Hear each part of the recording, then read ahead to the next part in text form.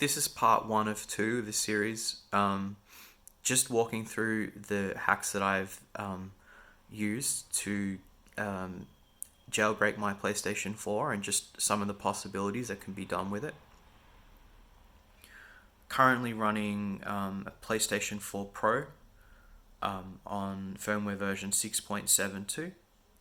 Today's date is the 31st of December 2020.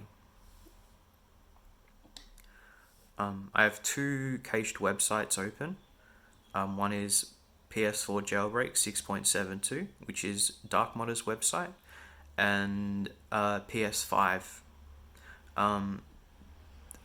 Dark Modders I use to enable the exploit and the Homebrew enabler because I find it to be the most stable that I've currently found so far in terms of loading the Homebrew enabler.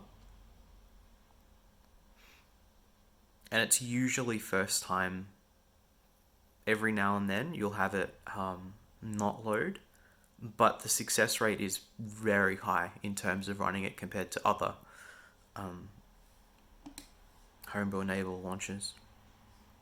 So in terms of what I have installed in my Homebrew folder, I have, just the standard things, the remote package installer to install software from my PC, PS4 Explorer, so I can also access the PlayStation 4's hard drive and FTP into that from my PC, and Retroarch.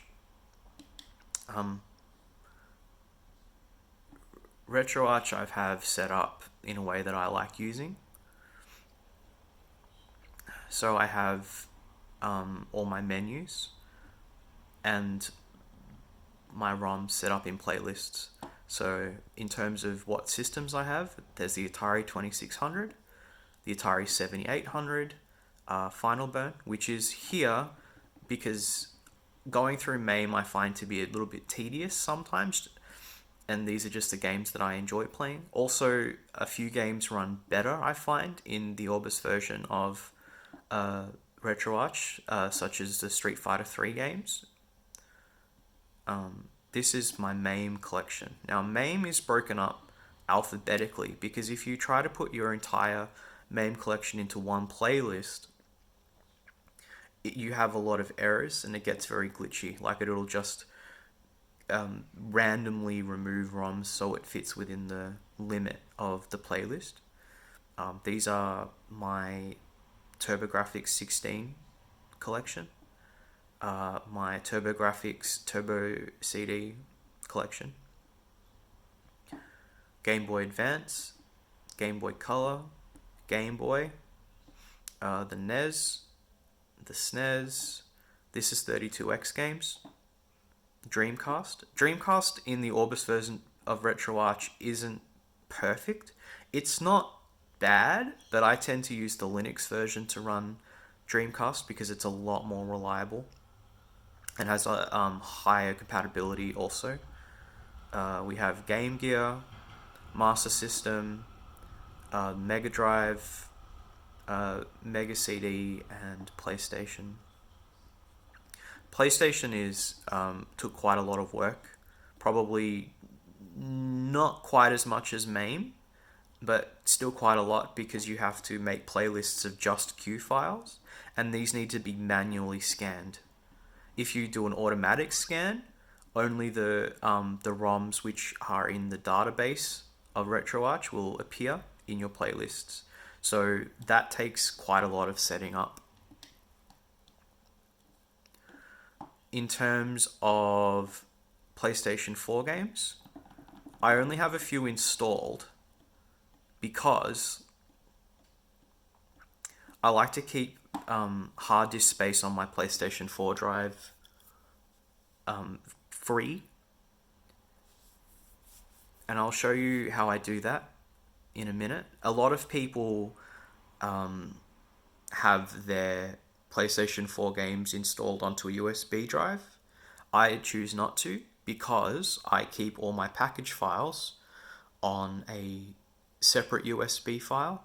A separate USB drive, and I install them for a few reasons. One, because I and it's a lot easier to share games that way, and also because I have a bit of a concern about losing my files. So I have all my package files backed up, and if a USB drive was to corrupt or anything like that, because it took quite a lot of work to download all the package files and to rip the package files from my own disks, I have a backup of that drive as well, just in case anything goes wrong.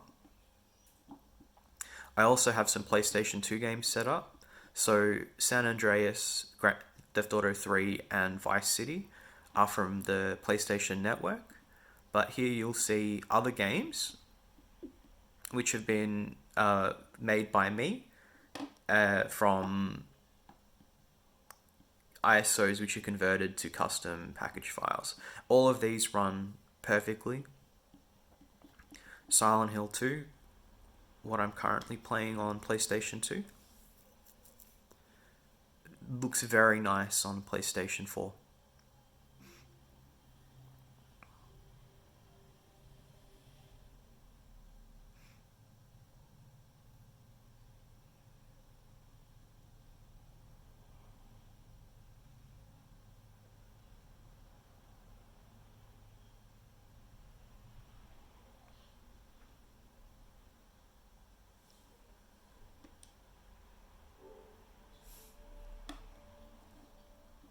Put my save file back.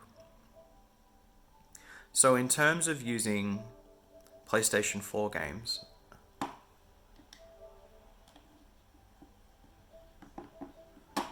if I go down through to the debug settings menu, I use the package installer here to install my package files onto my PlayStation 4.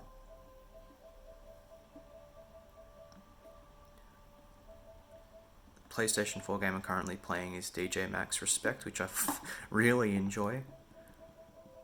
But say I wanted to install a game, just to give you a demonstration. Goat Simulator is a small one, so this shouldn't take very long. I just install the package file.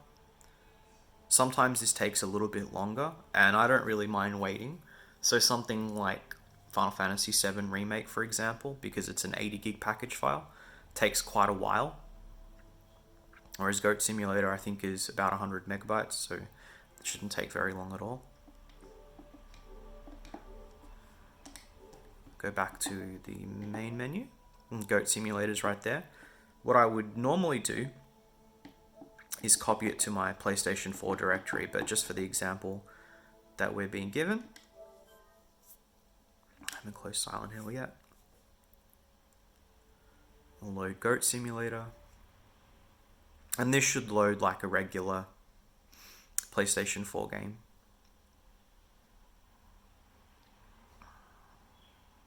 And as you can see, booting just fine.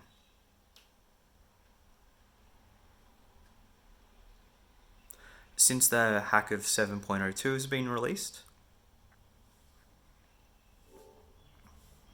we're also seeing a lot of backports of newer titles, such as Final Fantasy VII Remake, Last of Us 2, that are games that can work on 6.72 but require a backport. Those also work.